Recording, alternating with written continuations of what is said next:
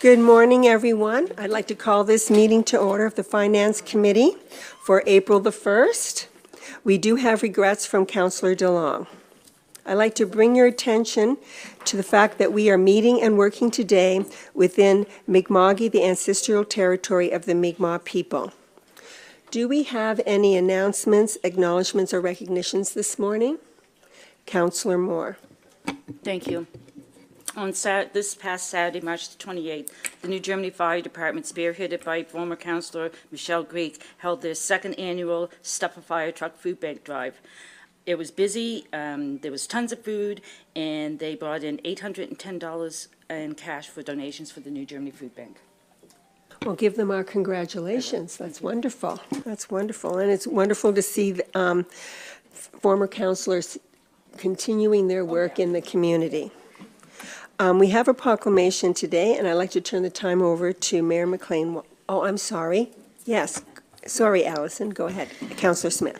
I also just wanted to mention the Thinking Beyond Band-Aids event last night, which was the beginning of community conversations about how stretched our community resources are becoming in addressing things like poverty, housing, social isolation, affordability, and it was a really good first discussion. There was a full room at the Bridgewater United Church. We broke out into small conversations and, you know, a lot of concern for the ability of organizations, of our concern about our volunteer capacity and where that's going in the future, and how we can think beyond the Band-Aid to more kind of systemic structural solutions to some of the issues that people are facing in our communities. And I would just encourage people to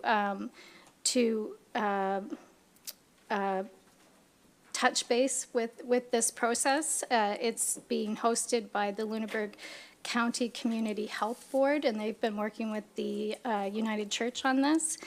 And it's the first of conversations. And also, I would just highlight that at the end of the meeting, they talked about the wellness grants that are available through the Lunenburg County Community Health Board. They're valued at about $3,500, and they're meant to address some of the priorities that they've identified as a board.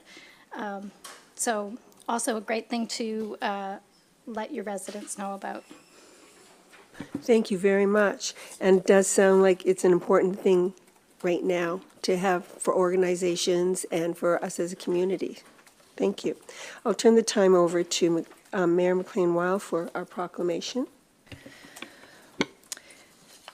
Whereas it is estimated that 1 in 50 people across the country are autistic or have autism, and 1 in 31 people, approximately 32,000 individuals in Nova Scotia, are autistics on the autism spectrum. And whereas many dedicated individuals on the autism spectrum, parents, teachers, researchers, and professionals, including those at Autism Nova Scotia and other community-based organizations, work tirelessly throughout our province to make the communities where we live accessible and inclusive for autistic individuals and their loved ones.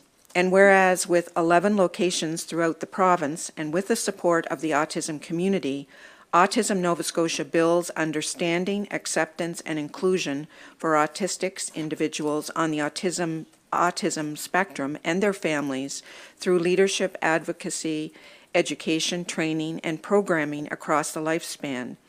And whereas this month of April marks Autism Acceptance Month, and Wednesday, April 2nd, marks World Autism Acceptance Day, when people across the globe come together as a community to celebrate autism and promote acceptance and inclusion. Therefore, be it resolved that I, Mayor Elspeth McLean-Weil, on behalf of the municipality of the District of Lunenburg, do hereby proclaim April 2025 as Autism Acceptance Month throughout the province and encourage all of our citizens to recognize the autistic individuals, people with autism, family members, caregivers, educators, and other professionals who strive to make Nova Scotia an inclusive and acceptable place for us all to call home. Thank you very much. We now have time for public input, and I see that there is no one in the gallery at this time. However, I do want to mention for those that are listening, that public input is one of several opportunities for the public to engage with council. Residents are welcome to use the public input portion of the meeting to share their thoughts with council on topics that are important to them. And I would like to encourage our residents to please do come and attend our meetings, and let us know what you're thinking and your opinions, please.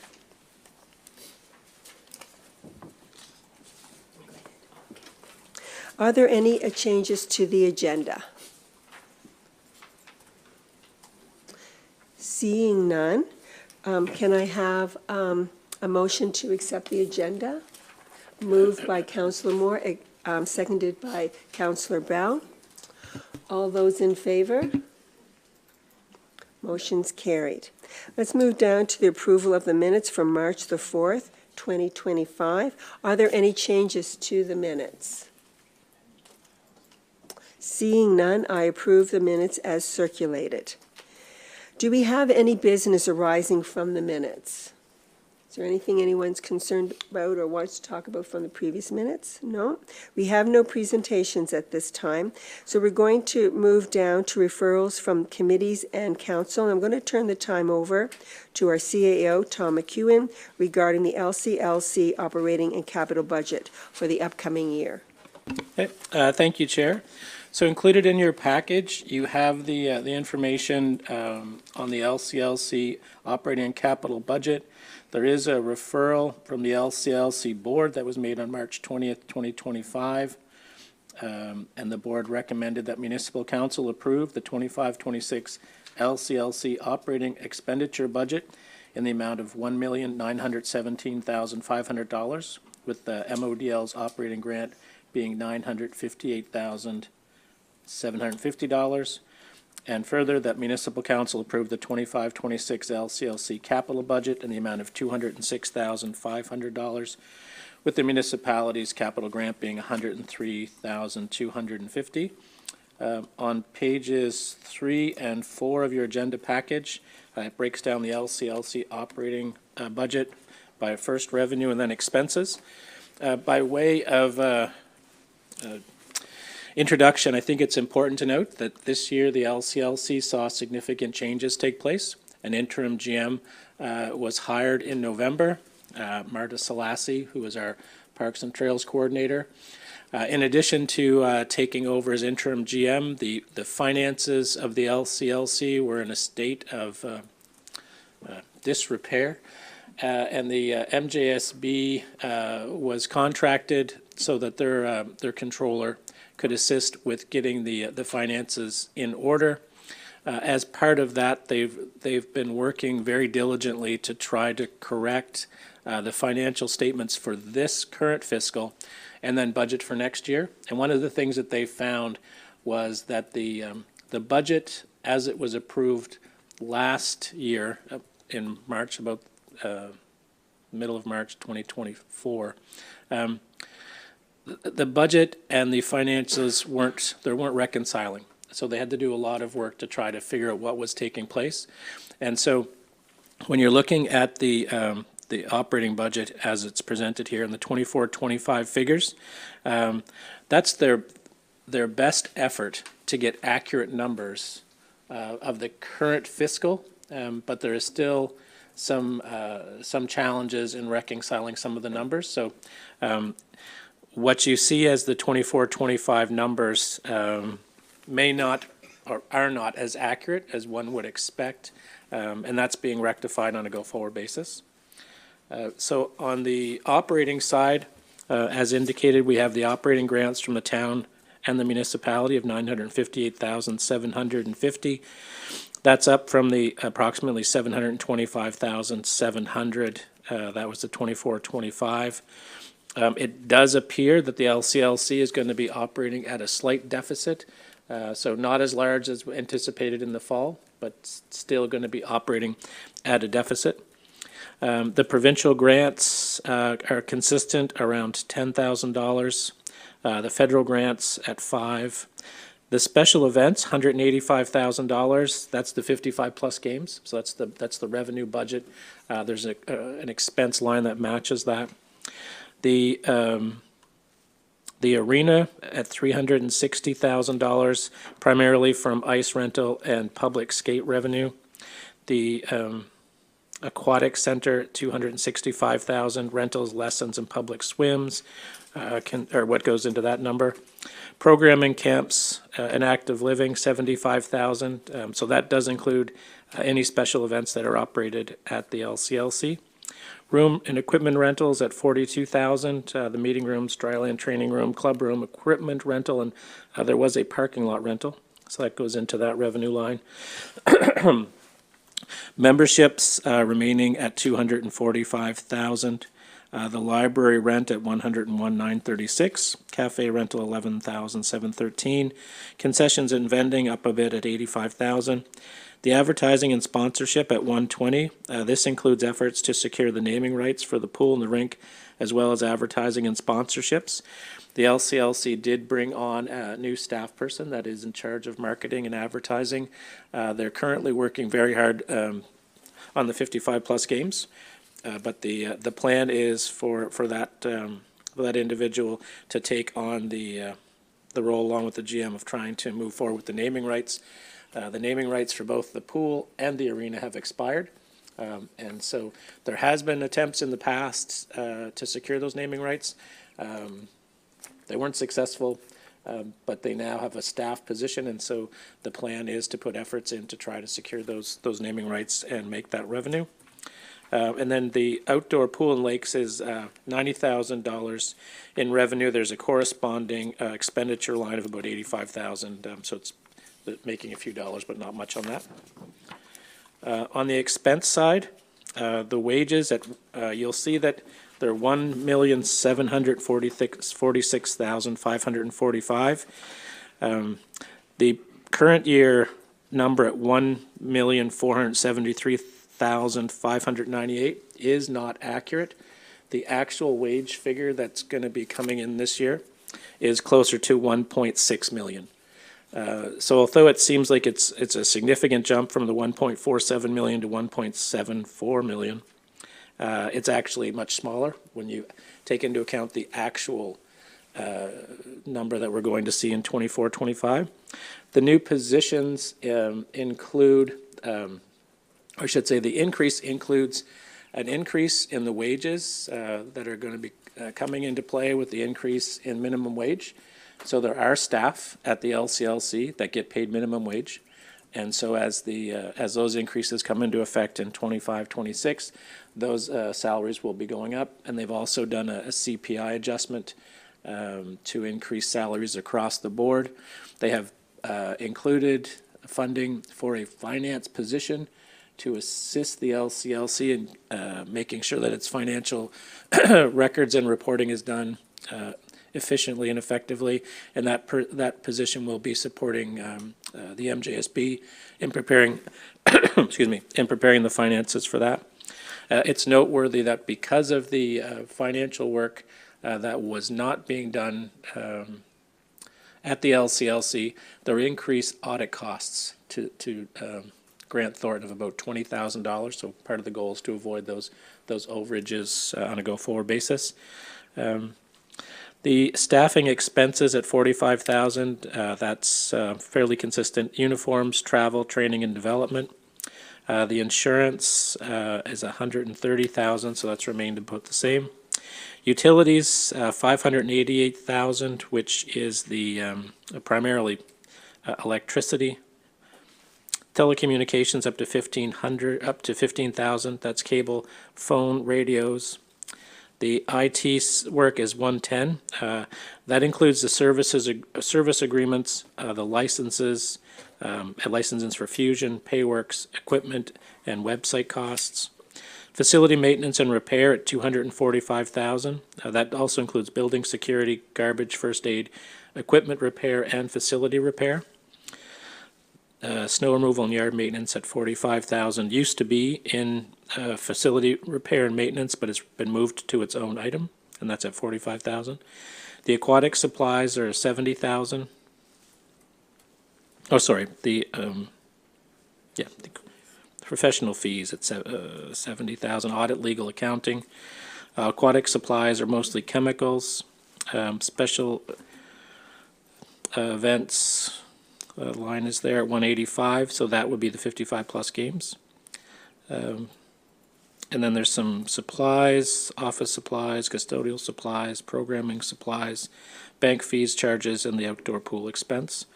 So it is a balanced budget that's being presented. There's also the capital budget. It's a very light capital budget in 25-26. There are some significant capital items that are going to be coming forward, including resurfacing the pool. But that's being looked at for future years, but it is a significant capital item that will be coming in the future. The biggest purchase this year is the ice resurfacer. That's $200,000. A grant of $150,000 was received. Their costs include the auto scrubber, the IT upgrades that are being put in place by the MGSB, and that's to assist in ensuring that there's capacity within the facility to provide Wi-Fi, even when you have large groups. Website redesign is at $15,000, but there is a $7,500 grant there. Painting and drywall repairs at $25,000. The pool UV phase 2 at $30,000. Automation controllers at $10,000, and a snow blower at $10,000. So the total capital budget of $206,500 for municipal contribution, reduced for grants down to $157,500. So if there's any questions, be happy to try to provide answers, keeping in mind that the fiscal 24-25 numbers, I can't offer much opinion on them because there's the confidence level is, it's getting better, but it's still not 100%. Do we have any questions from council? Seeing none, could I have, oh, I'm sorry, yes, go ahead. Councillor Smith. Sorry, can you clarify outdoor pool and lakes? On the revenue or the expense? On the revenue. So it's primarily for the lifeguards. So we charge the cost. We charge people for the lessons, and then we provide the lifeguard service. So the in is the cost of the user, and the out is the cost of the lifeguards. And it's for the pool, the outdoor pool, and Malaga Lake swimming lessons. Musselmarsh, sorry. This isn't not my normal job. And the outdoor pool would be the one in the town of Bridgewater, correct? Yes. Okay, just to specify that. Can I ask another question? If other Certainly. people have questions. LCLC financial management has been brought up to me. Residents concerned about where we're going with the LCLC. And I'm just wondering, does the LCLC have a strategic plan that residents can look at to see how we're planning for expenses? Because I think that people just see, that our contributions are getting bigger. And I'm very supportive of having a regional recreational facility. I don't want anyone to think that I'm not, but there's got to be accountability. And I realize that there's been some very difficult things that we've had to address this year on the board and the management. And I understand that there's lots of work being done. But is there a strategic plan that's going to be created? I just think that residents need to know Yep. So the future of this facility. so thank you for the question. There is a plan for strategic planning sessions in the future. There is what could be loosely called an existing strategic plan that was put in place some few years ago, but it wasn't professionally facilitated. And whether you could actually get a copy of it, I'm not sure. They don't. They're now in the position of putting their minutes and things online, but for a number of months that wasn't the case. And with the changing of the GMs, so there's in the span of I think 4 years, 3 GMs, some information simply was misplaced or lost. So the board has been looking at a plan for strategic planning sessions, and that hasn't all been confirmed, but it will. The plan is for that to happen this fiscal, and then from that, the LCLC would have a clearer plan for the future. But until that takes place, basically, this is very much a placeholder budget. It hasn't tried to increase services. It's mostly just trying to maintain what we have, allow the strategic planning sessions to take place. That will set up the future, and they will have to find a permanent GM because the interim GM is only there until November 21st. Councillor Hubley? Just a comment. I have a copy. It's a vision of 2023 that I can send to you, and if anyone else wants it, I can send it along too. But it is vague. Mayor McLean-Weil? Just to this, a point that Councillor Smith is raising, I think is valid. I think there is really some hard work that needs to be done on planning for the LCLC, as well as the governance structure associated with it. And I think the turnover in staff that we've seen from the general manager, I think our CAO has said 3 general managers in 4 years, and I think it's 5 and 7 years, would suggest that there are issues that we as a group need to really, both ourselves and the town of Bridgewater, really need to deal with, both from a strategic place, but also from a governance point of view, how we can most effectively ensure that the work of the LCLC and the expenditure of dollars and investment in the facility are done in a responsible way and in a way that ensures that we have a well-kept facility and one that we can continue to be proud of in the future. But I think we will need to address the governance issues around that in order to make sure that we've got the right people making the right decisions for its future. Councillor Vino?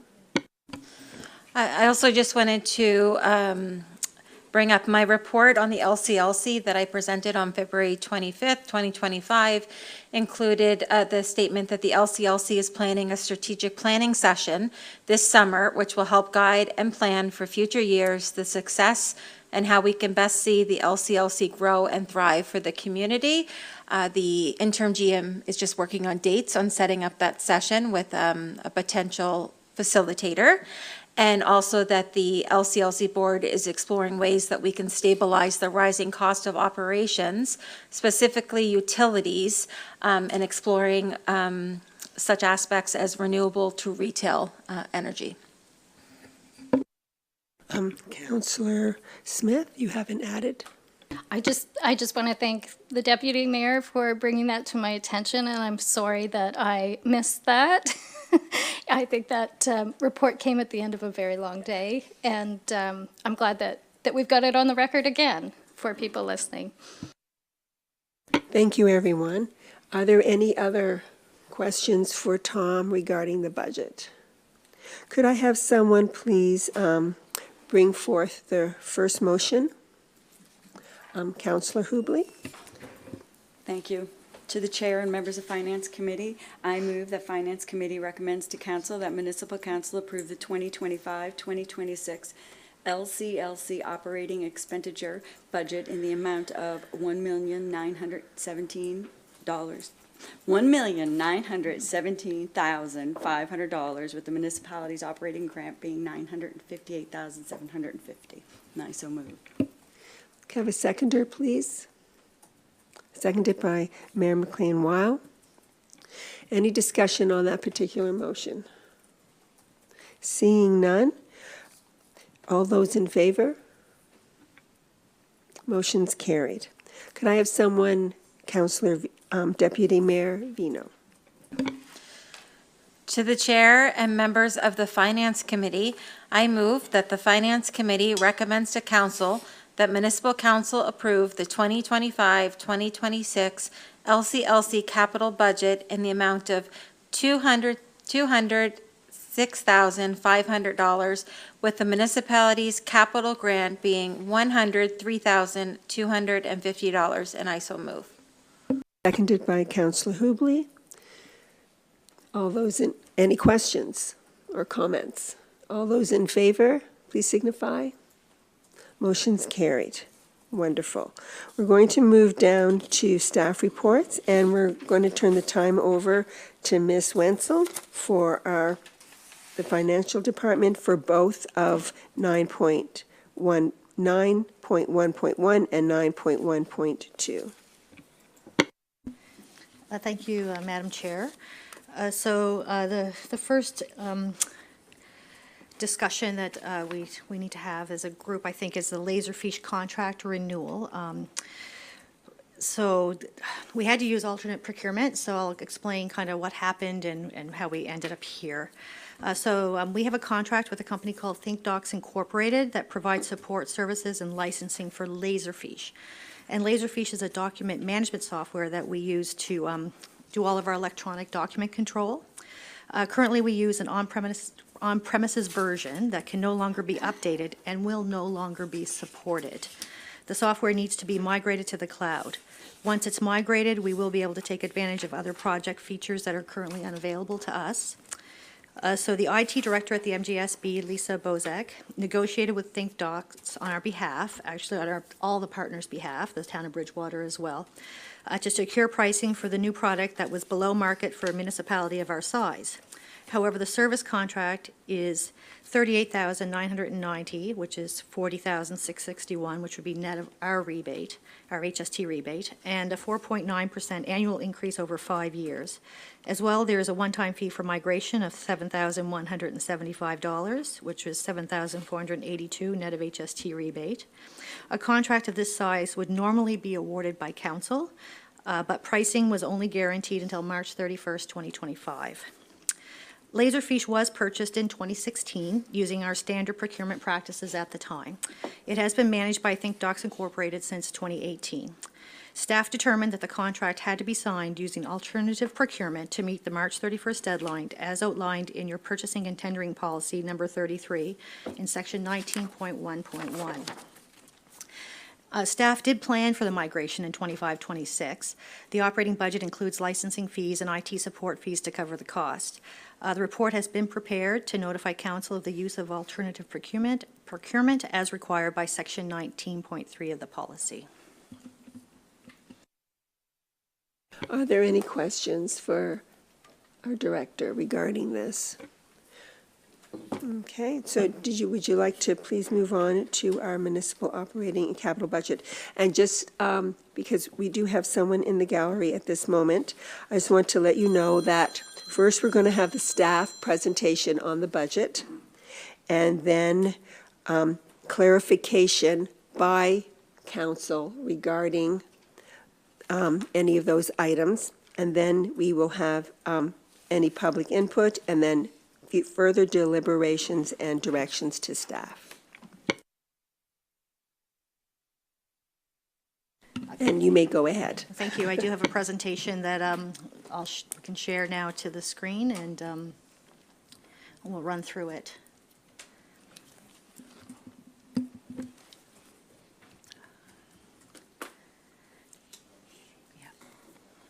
Great.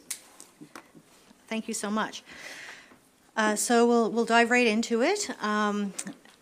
So we now, very luckily or not luckily, here we are on our fifth meeting, or sixth meeting, I guess, on the budget.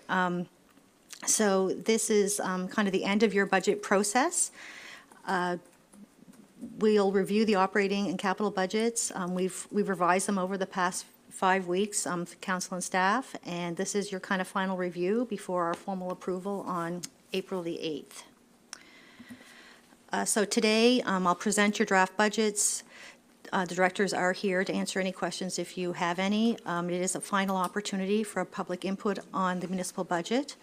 Our expectations are that we will receive that council receives the revised budget information, listen to any public input, ask questions of staff for better understanding, and forward these draft budgets, including any final revisions made today, to council for approval. These budgets have been prepared based on council's direction as part of the budget process that we all began on February 25th. When the process started, there was a $238,000 deficit in the draft operating budget. Staff took that draft and recommended $272,000 in budget revisions to arrive at a $34,000 surplus. Further revisions were made based on public input, new information and council direction, The operating budget now shows $120,600 surplus.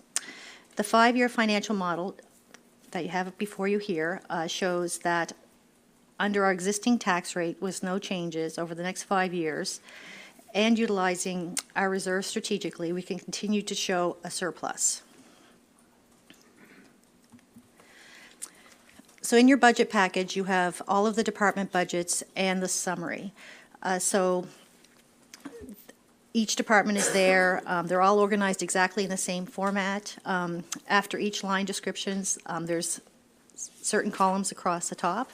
The 23-24 actual amounts from fiscal 23-24, the 24-25 annual budget, which is the 24-25 approved budget, the 24-25 budget forecast, which is the forecasted amounts by department staff to March 31st, 2025, and those would have been explained further in your quarterly variance reports. Oops, so sorry. As well, there's a 25-26 additions that we discussed over these past few weeks to bring you to the 25-26 proposed budget. And the draft budget shows a 4.48% increase in our total expenditures. Breaking down the operating budget, for every dollar in property tax revenue, we spend approximately 60 cents on mandatory costs like education, assessment, and libraries, as well as other required costs like policing, roads, streets maintenance, waste collection, and disposal. This leaves 40 cents for the other municipal services that we provide. Your draft capital budget includes 38 projects in year one, the details of which you have in your agenda package. 65% of the projects have external funding through grants and the Canada Community Building Fund. 35% is coming from municipal reserves in this fiscal. As per our 5-year financial strategy, capital and operating budget projections are assessed against available reserves. Projected reserves continue to show that the municipality is in a strong financial position. Council's strategy is spending capital reserves first so more monies can be flexible in operating reserves, is shown in this slide. So the operating reserves currently do not exceed the FCI red flag threshold of 10% of the total operating budget, which is the graph on your left. We have some proposed debt financing in the 5-year plan to ensure that the combined reserves do not fall below the FCI threshold. So the graph on your right has that threshold at 40% of combined reserves, and this draft budget does not fall below that benchmark. And that's pretty much your overview, and if there's any questions, I'm certainly happy to answer them. Does anyone have any questions for clarification? No? I just want to, I'm sorry. Go ahead, Mayor McLean-Weil. This may have been explained before, but the FCI threshold, combined reserves, can you just refresh my memory how that is established, the threshold amount? So their threshold is actually established by the province for the financial condition indicators. So they kind of look at benchmarks. I think it's like it was a national benchmark that they were trying to get at. And so the combined reserves is your capital and your operating reserves over your total operating expenditures plus amortization. So it's trying to get at, do you have enough funds, put away in case some disaster happened that you would need to use them. For example, some natural disaster or something like that. For sure, municipalities hold money in reserves to offset some operating costs. We've seen that when we were discussing our reserves over these past few weeks, that some operating costs make more sense just to come out of reserves than trying to take them out of the general tax rate, because those are monies that you're collecting before, whereas debt would collect money from residents, future residents, I guess past and future residents, I guess we could put it that way, where your tax rate and your operating budget is current. You may continue. Just on those targets that are set by the province, do those get reviewed in any way? What's the process for that? Because, we refer to them, and you refer to them a lot in our review of financial statements and preparing the budget, but I just wondered, does anyone look at them on a regular basis, and how are they used beyond what we do, and what does the province do if we don't meet these targets?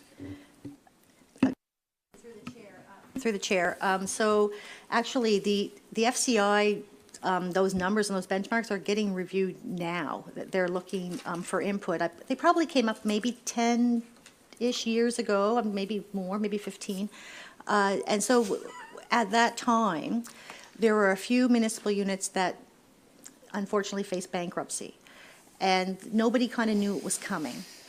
And so they kind of created these financial condition indicators to give you an idea, council and the public, how your municipality is managing its money in lots of different ways, and to kind of give you those warning signs. So they came up with a system where you have green indicators, meaning that you're above these benchmark thresholds, that you're low risk. Yellow, which means you might be getting close to having some issues, and then red.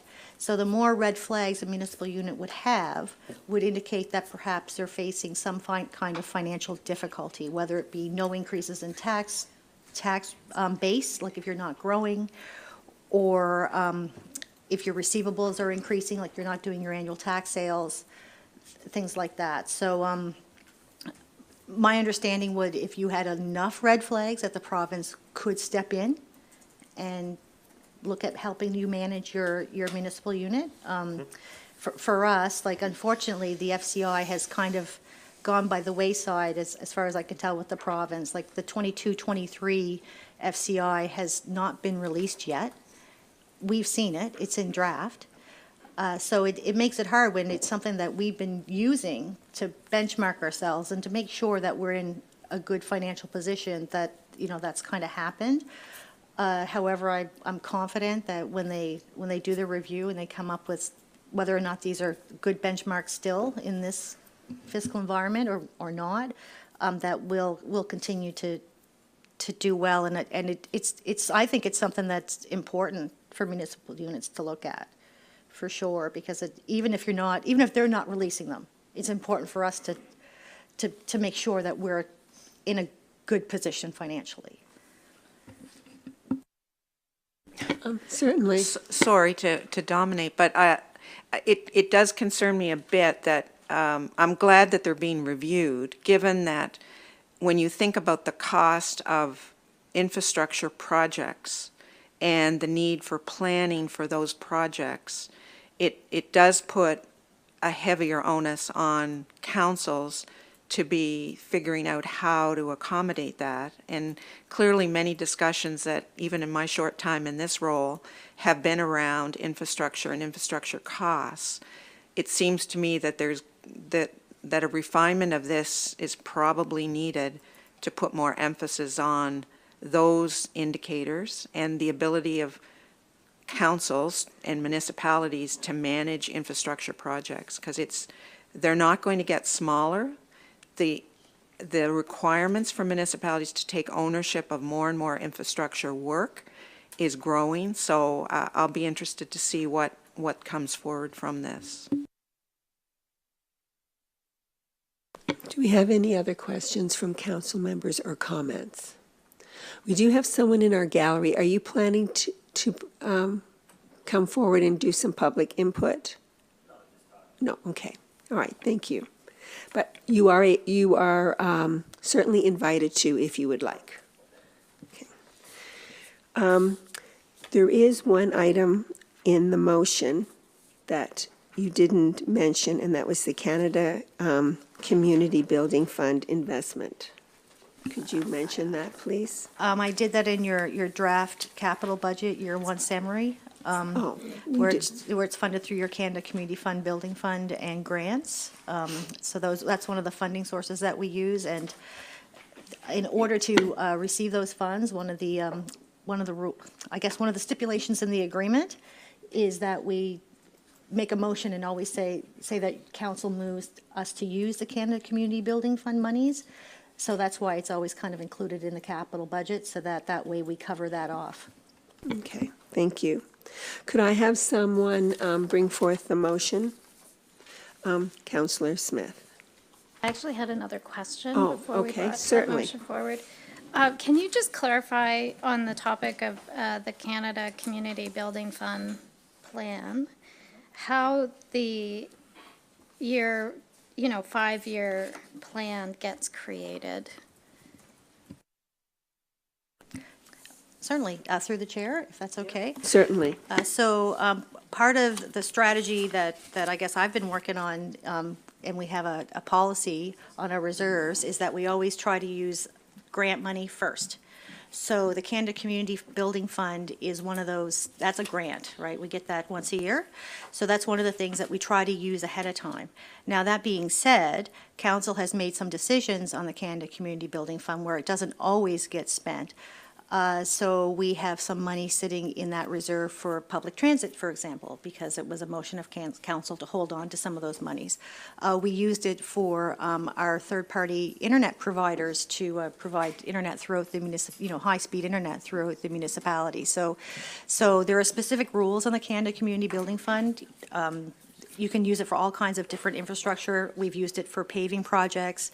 We use it for recreation things, but it's always trails, internet, for example, the trail group capital costs. It can be used for wastewater, but can't be used for equipment.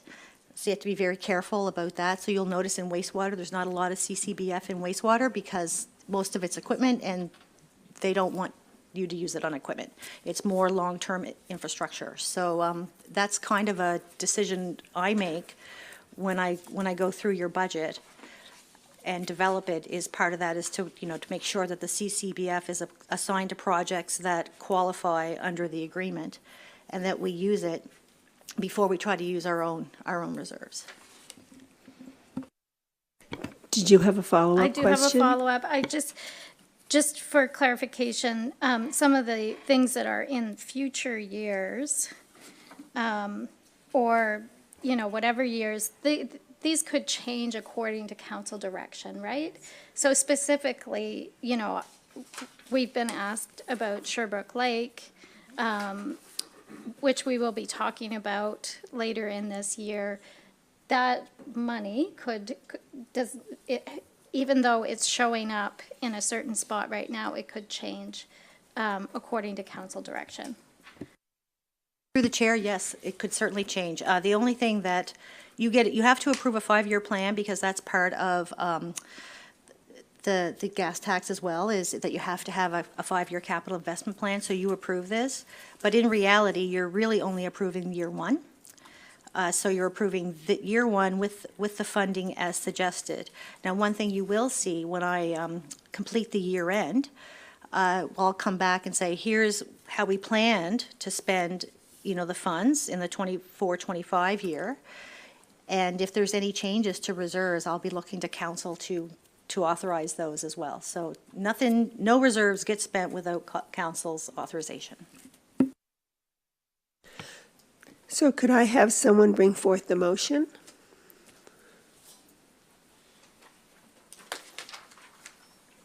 Mayor McLean-Weil?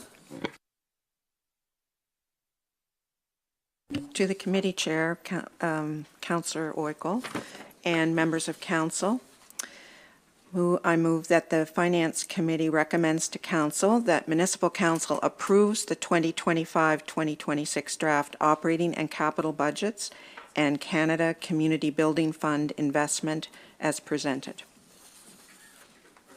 Could I have a seconder, please? Seconded by Councillor Bell. Any questions or comments regarding the motion? Any further discussion? All those in favor, please signify. Motion's carried. Are we having a problem with our internet that should take a little break for?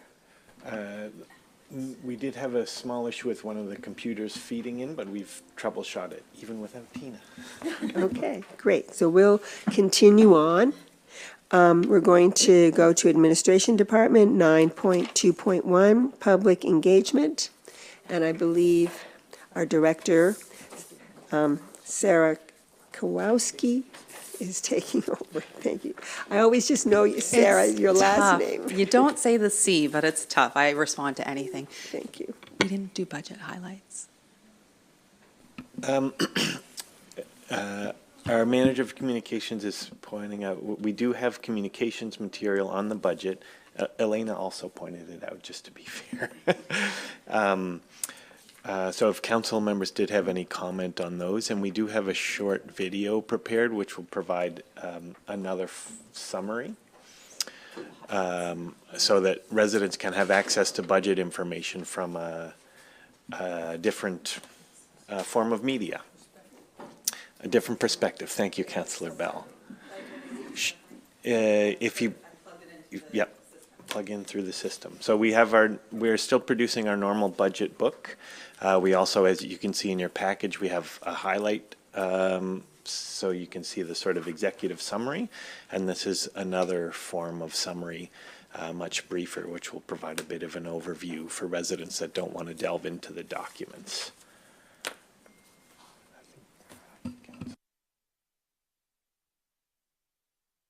Councillor Smith has a question.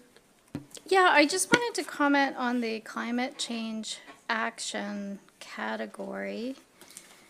And I'm just reviewing it carefully because I've already had a memory slip today.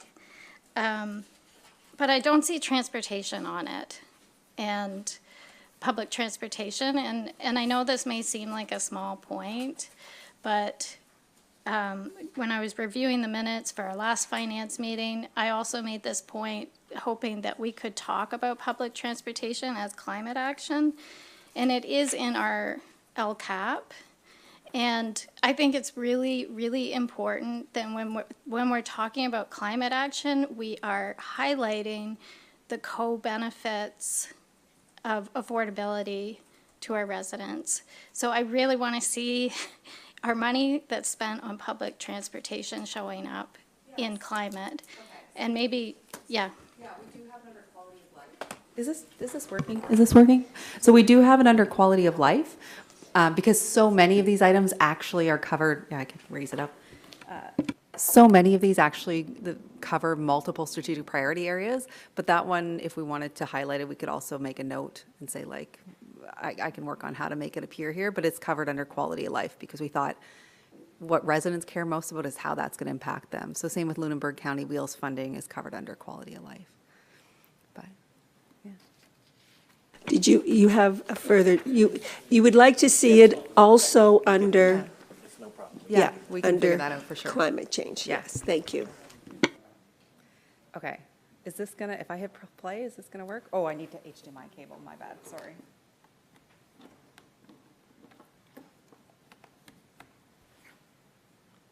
Okay.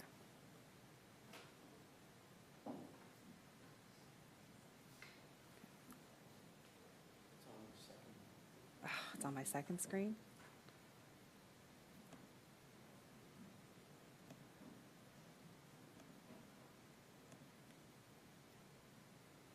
I make it just one screen? I use way too many screens at my desk. I use 3. Write that down for me. Oh, perfect. Okay, thank you. Hey there, District of Lunenburg. Our 2025-2026 municipal budget is out, and there is no change to the residential or commercial tax rate for the 15th year in a row. The budget focuses on 5 strategic priority areas. First up, communication and public engagement. We're investing in a new municipal app to keep you informed. We'll be holding council meetings throughout the district and adding an evening meeting each month to make it easier for you to attend. And there's extensive public engagement coming on land use regulations that will impact all property owners. Next, infrastructure. We're investing in visioning and community engagement about the Mark and Wiles Lake Park. After extensive public engagement in 2024, Saw Pit Wharf will see improvements over the next few years, beginning this year. And we're making Miller Point Peace Park more accessible with new trails and a kayak launch. Indian Falls will see upgrades to the accessibility of the Lookoff. And we're adding pickleball courts at the Mark for some extra fun. Now, onto regional economic development. We're expanding wastewater treatment and building a new water tower to support responsible development. A community hub is in the works. And Osprey Village will see improvements to support businesses and improve pedestrian safety. We're also implementing a housing strategy to help support new housing stock and offering grants to bring more events to our community. Quality of life improvements are also a priority. We're increasing the property tax rebate program to provide relief to more residents. A new public transit connection to Bridgewater is on the way. We'll help residents with dry or poor wells and invest in our clean energy financing program, helping residents make upgrades to their homes that pay for themselves. Plus, we're supporting Lunenburg County Wheels, Pro Kids, and Pro Fund initiatives that will help everyone participate in sports, arts, and cultural activities. Lastly, climate change.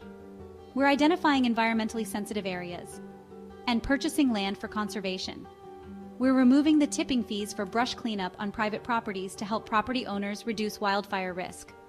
We're also investing more in regional emergency management, combating hemlock woolly adelgid, and launching a solar garden project with full payback. That's a wrap on the new budget highlights. Exciting times ahead for the District of Lunenburg. Stay connected and get involved at engage.modl.ca.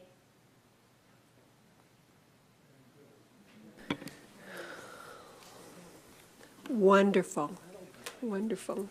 Does anyone have any comments or things that they would like to say? I did use one of your photos, Mr. Councillor Bell. Deputy Mayor Vino, thank you. I just wanted to comment as someone who's also a visual learner and who might not sit down and read a budget book, that really will resonate with some folks, including myself. And I love the presentation of it. So good job, and I hope we continue that over the next 4 years. It's definitely the plan, for sure. Councillor Smith. Just a small thing, but is there any way we can change that hemlock woolly adelgid? I will try. It is an Pronunciation. AI voice, so I will try to get that. I thought I got it pretty close, but I can see if I can tweak it a little further. Thank you.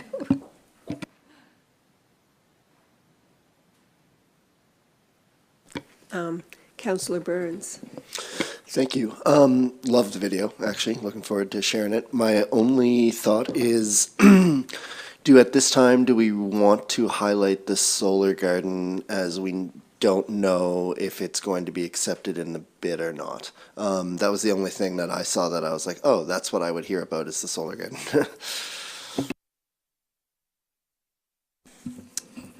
So what staff have done is focused on the largest expenditures in the budget and the items that are directly connected to strategic priorities. But the reason why that document is here today is that it's council's budget. If there are elements that you would prefer highlighted over other ones, and the contingency around whether or not it's going to proceed would be a reasonable concern, that's why we've brought it here today, to get that kind of direction. We would like to get a sense from around the table, though. Is that a similar thought held by council members, that because it's uncertain whether or not that will proceed because we're awaiting the application, you'd like to draw that out of the video? I'm seeing nods, but go ahead, Mayor McLean-Weil. I think Councillor Burns has raised an important point. It does lead you to believe that we've decided this, and we haven't. We're in the application process, and it will be a decision of council in the current year. We have budgeted for it, but we haven't decided to do it yet. So I think it does, I think it would create a misunderstanding in the public. Councillor Hubley. No, the mayor covered it. Thank you. Councillor Bell. Even if you just change the sentence, I don't know if you can change the sentence, that council is exploring things such as, that doesn't make a commitment, but it shows that we're open to climate change or things that will help remedy it. But it doesn't say we're committed to it. Councillor Smith. Yeah, I would second Councillor Bell's suggestion, just because if we leave it out, where it's in the budget, then it looks like somehow we're not mentioning it, and that will also go noticed. So I think I support, a tweaking of the language, so that it just doesn't seem like it's a foregone conclusion. Sarah. Yes, I can definitely do that. So I can change the language to talk about how the program is, like the council is exploring it, and the funding, the commitment has not been confirmed yet.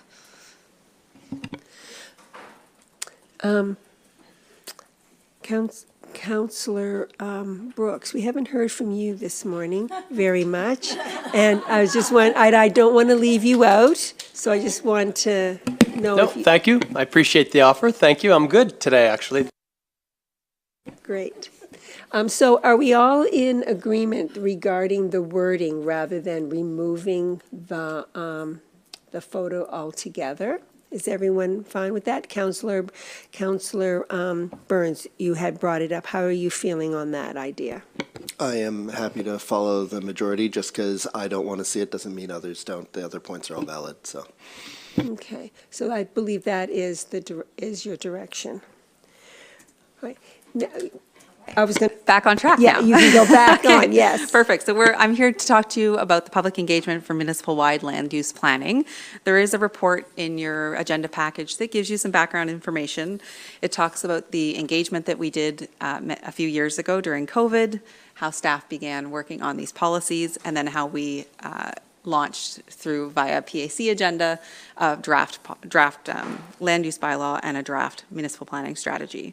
So we are now, if you've been paying attention to Facebook, we are fully engaged in launching our public engagement strategy for the next steps, which is the listening phase. So we need to be out in the community listening to residents, as many of them as possible, as often as possible, and giving them a huge variety of ways to reach us. So we have a strategy here today.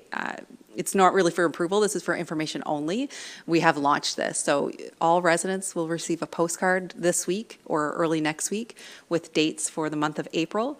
And then, because this is very short notice, they'll have more of a window. It'll be in their mailbox absolutely before the 1st of May with the May dates. Same with June. Every resident will get a postcard, which has been shared on our Facebook page if you want to see what it looks like. It's really easy to understand. There's literally a little calendar for the month with each date on it. So they'll get one for April, May, and June with all the dates available. We have a standing Thursday afternoon here at the Municipal Services Building open house, so 3 to 5 p.m., where staff and any councillors that are available that day can come and talk to residents. The little chart in your agenda report has the 18th, but we've removed that date just because of staff availability. We also have some evening ones posted here for April. We've got, I believe, 4 more booked for May, so your calendar invites will start coming fast and furious for those. Those are out in the community. We're aiming to do one in every single district within MODL as a standalone evening event from 6 till 8, and then one on Tancook Island as well.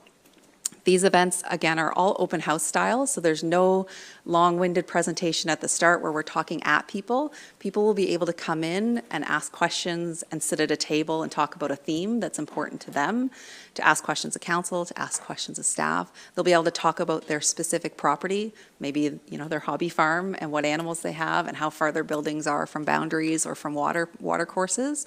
So they'll be able to get really personal information and give us really specific feedback. So the draft documents still exist. That is not what the next set of draft documents will look like, but we're not going to pretend that they're not out there for the public. They're welcome to talk to us about those drafts that were put up for recommendation the first time.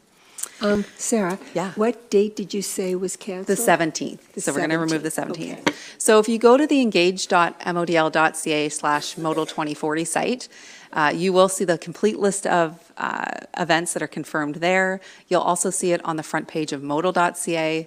Again, that postcard will go to every resident. It'll be in the District of Lunenburg Digest, which is an email that goes monthly to over 1,000 residents. Radio ads will start. They run for about 5 days prior to each individual event and right up until the event starts that evening or afternoon. Let's see. Lots of social media sharing will be out there. And we are also going to have staff at the South Shore Expo weekend, 2 weeks from now.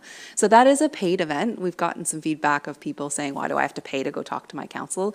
It's just one of many. We are going to attend that event despite needing to pay to get into it, just because we will see thousands of residents there and have an opportunity to talk to people who don't normally come out to public engagement events and who wouldn't maybe make the time to come out and talk to council at one of our other events.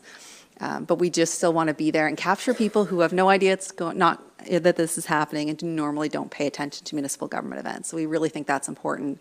I've attended that event for the last 5 years in a row, having a booth, and I get to talk to people that live in the municipality, and they're like, I don't really pay attention to politics.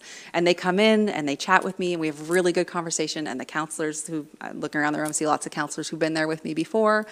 It's really, really valuable for talking to people who normally don't pay attention to municipal government. So that's why we're going to be at that one. And we're also going to do some pop-ups and other events. And we'll have virtual events as well. We've got 2 that we've scheduled for virtual online meetings if people don't want to leave their house or aren't able to leave their house and want to attend. So I think that covers the big campaign, but it's a massive campaign. And then that will culminate in a What We Heard report and further changes to that document. Deputy Mayor Vino? Thank you. I don't know how you did it, Sarah, but you mentioned the District of Lunenburg Digest, and within 5 seconds, the email came through.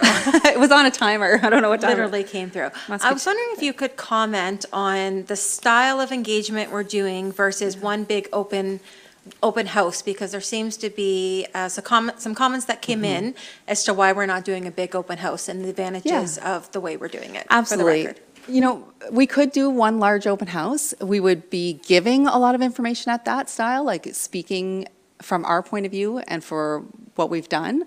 However, because we really truly are going back to the drawing board, we really need to hear the voices of the people. And even at a 3-hour-long meeting or an all-day meeting, it's only the people who have their thoughts developed in a manner that they want to present to hundreds of people who are going to stand up and speak at a mic at that type of event. We don't have enough staff to have 400 people come up at one event and then get to talk to staff and talk to councillors and really hear from them and tell their stories. So that style of event really doesn't work for what we're trying to get out of this, which is residents' feedback, direct resident feedback. So some of these events might have a lot of people attend them, but by having so many, we're getting the opportunity to really get in depth with people and let them tell us their concerns, what they'd like to see, and to talk about it and share with each other, as opposed to, okay, only 20 people each get 5 minutes each. We also, too, have a direct phone line. I forgot to mention earlier, the planners have a direct phone line. It's available on all the various materials, where you can just call anytime during regular business hours, 8 to 5, Monday to Friday, and talk to a planner basically immediately. If they don't answer the phone, you leave a voicemail, they call you back within an hour or two. So we have like a business hours hotline as well that people can call and have conversations. Councillor Smith? Yeah, I really appreciate this extensive public consultation process. And I just wanted to make a comment, like I hope that these, I think that what's going to happen is there'll be different styles of engagement throughout the process. And one thing that I've really been noticing as a counselor and engaging residents is that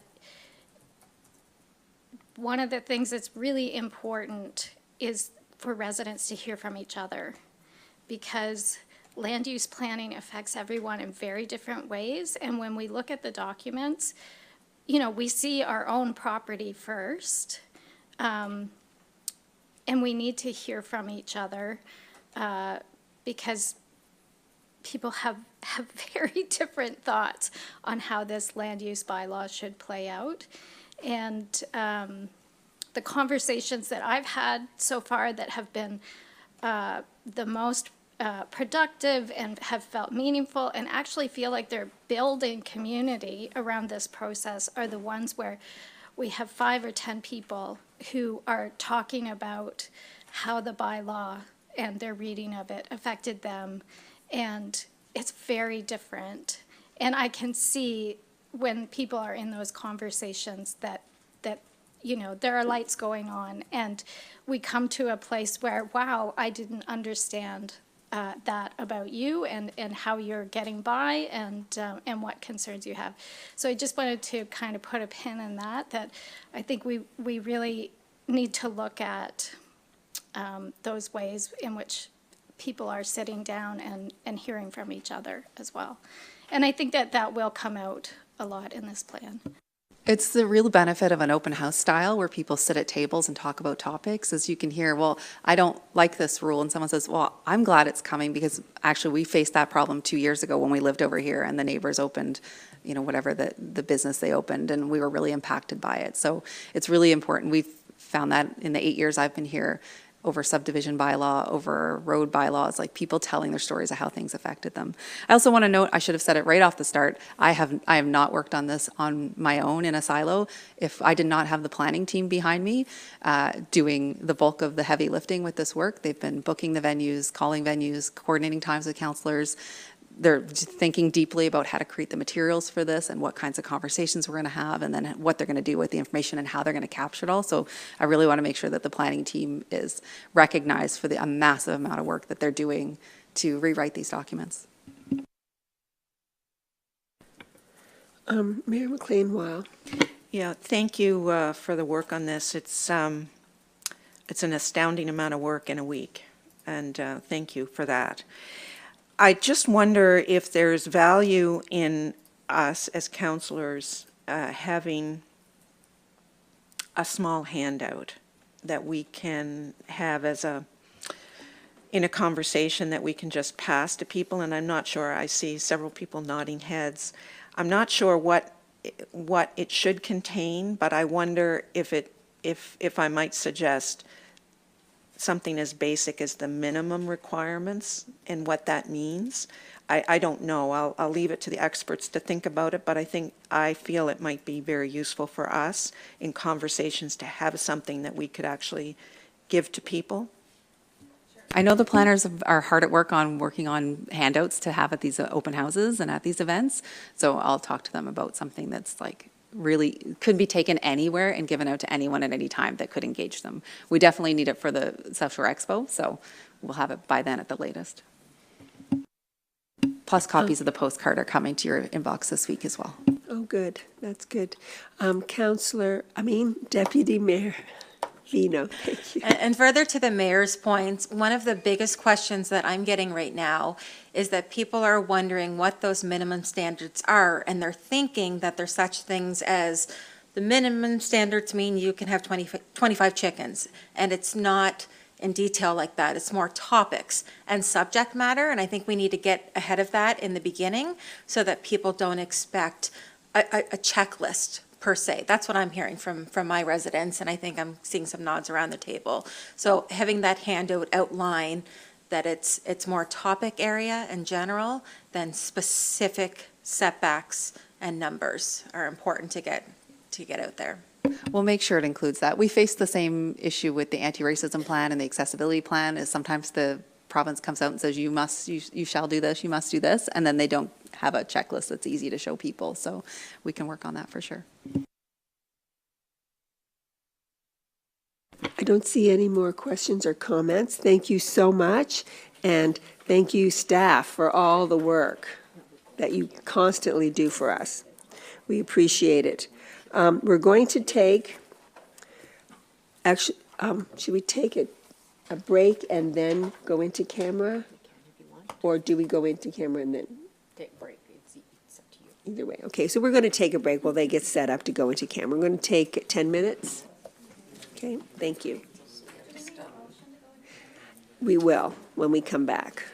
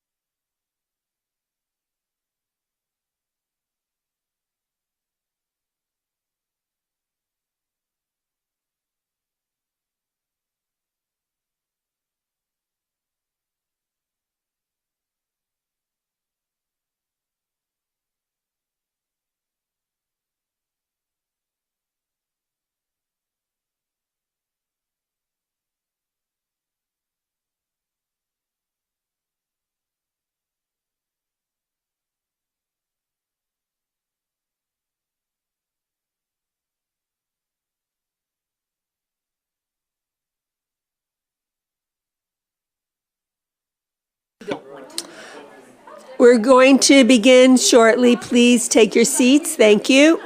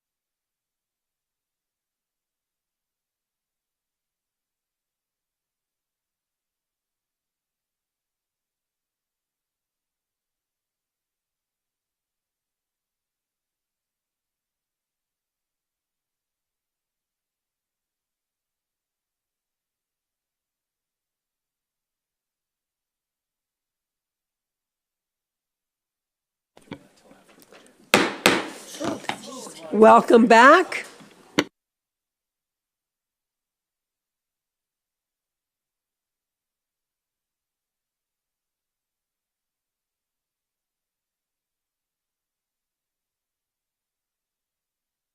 Are we on now? Yes. Yes, we're on now. Okay. So welcome back, everyone. We're going to go in camera, and could I please have a motion to go in camera, please? Moved by Councillor Smith, seconded by Councillor Burns. All those in favor? And we're going to go in camera. Please make sure all mics are off while they get prepared for that.